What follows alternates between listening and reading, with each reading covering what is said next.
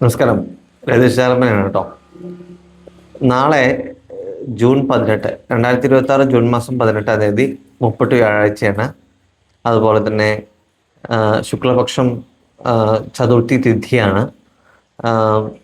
നക്ഷത്രം വന്നിട്ട് പൂയ നാളാണ്.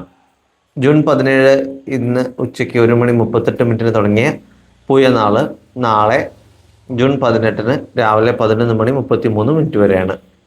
നാളെ അഭിജിത്ത് മുഹൂർത്തം 11:57 തുടങ്ങിക്കഴിഞ്ഞാൽ 12:48 PM വരെയാണ് കേട്ടോ അഭിജിത്ത് മുഹൂർത്തം. രാഹുകാലം ഉച്ചയ്ക്ക് 1:57 തുടങ്ങിക്കഴിഞ്ഞാൽ 3:32 വരെയാണ് കേട്ടോ.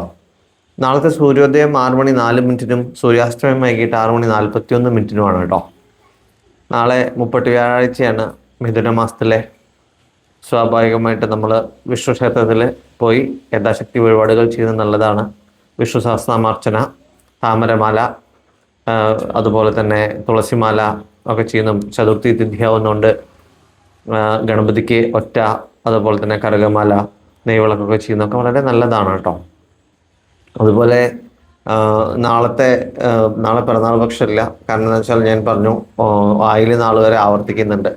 അപ്പോൾ അതുകൊണ്ട് തന്നെ അടുത്ത ഈ മാസം 2 നാൾ വരുന്നുണ്ട്. 2ാമത്തെ നാളാണ് നമ്മൾ പൂയത്തിൻ്റെ പിറന്നാൾ എടുക്കുന്നത്. എല്ലാവർക്കും നല്ലത് വരട്ടെ. ശുഭദിനം. നന്ദി, നമസ്കാരം.